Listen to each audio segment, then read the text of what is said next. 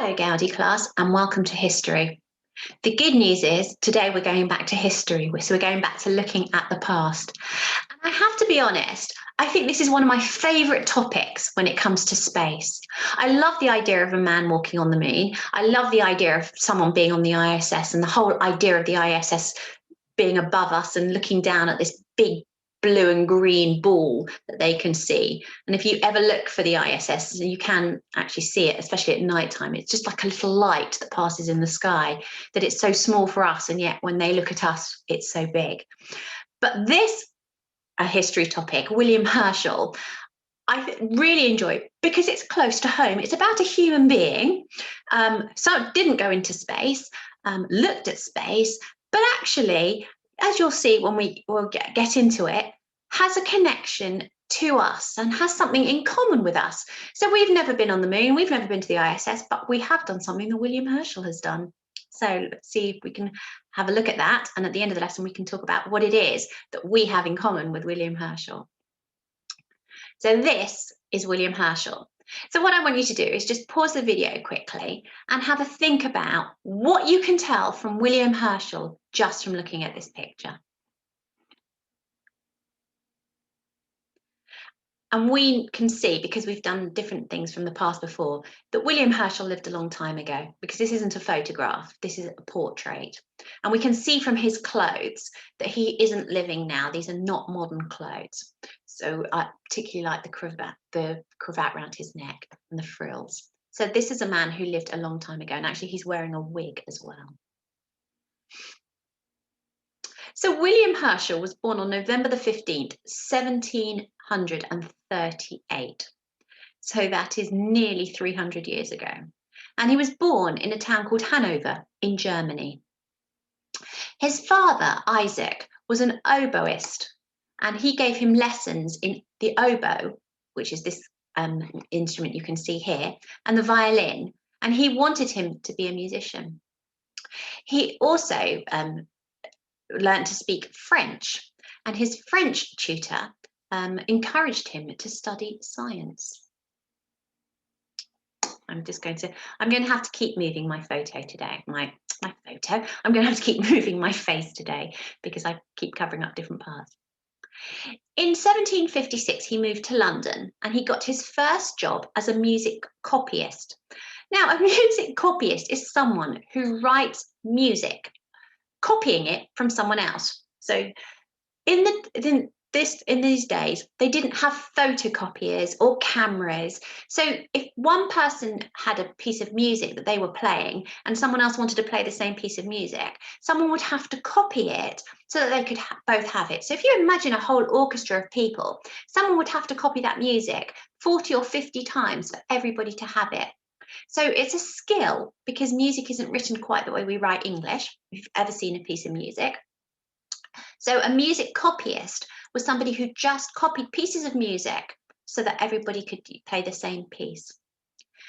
By 1780, he was the director of the Bath Orchestra. So an orchestra is a group of people who all play musical instruments who come together to play. So he was the director, so he was in charge of the Bath Orchestra. He was also a music composer, which means he wrote music, and he composed over 20 symphonies and numerous anthems. So symphonies are long, great, big, important pieces of music.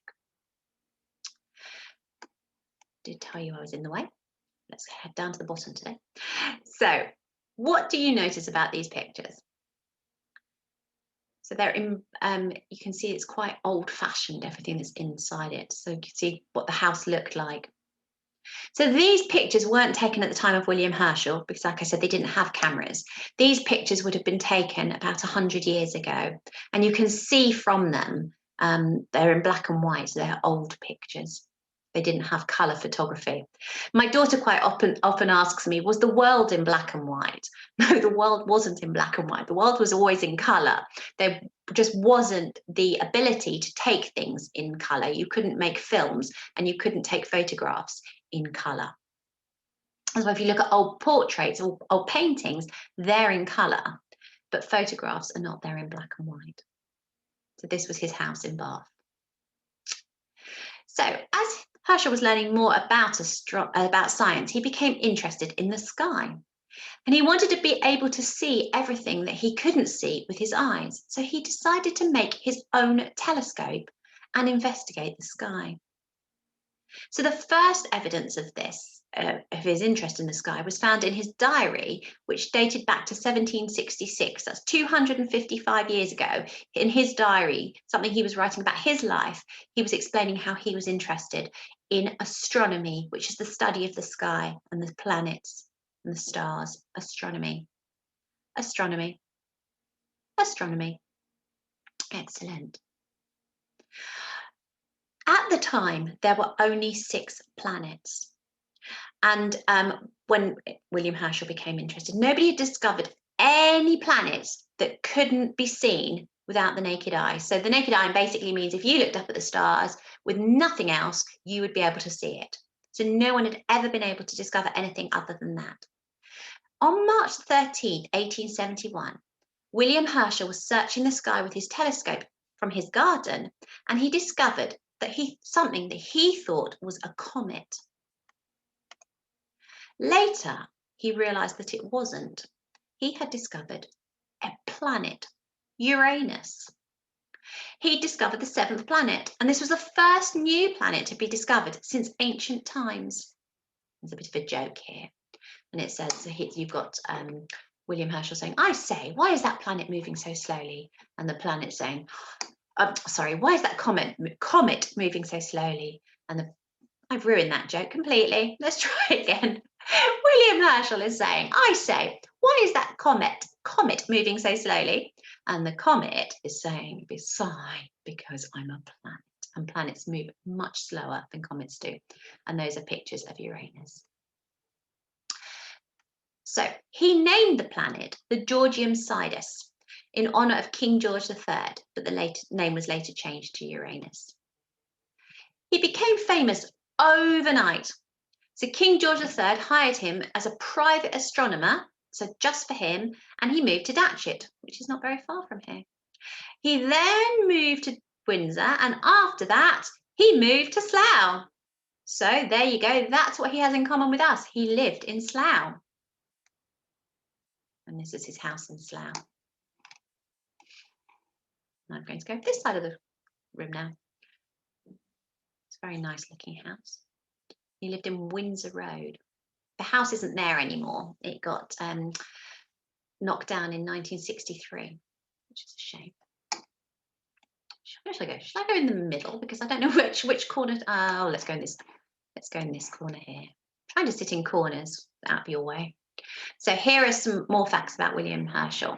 He set up and built a 6-meter telescope in his garden in Slough. 6 meters is pretty long. Probably about, ask your parents how tall they are, because maybe they're probably about 1.5 meters. So that's probably 4 times the size of your parents. So if you got four of your parents standing on top of each other in a column, if you've done your maths lesson, you'll understand that one. 4 of them on top of each other, that would be 6 meters. He received a gold medal from the King of Poland and became the first president of the Royal Astronomical Society.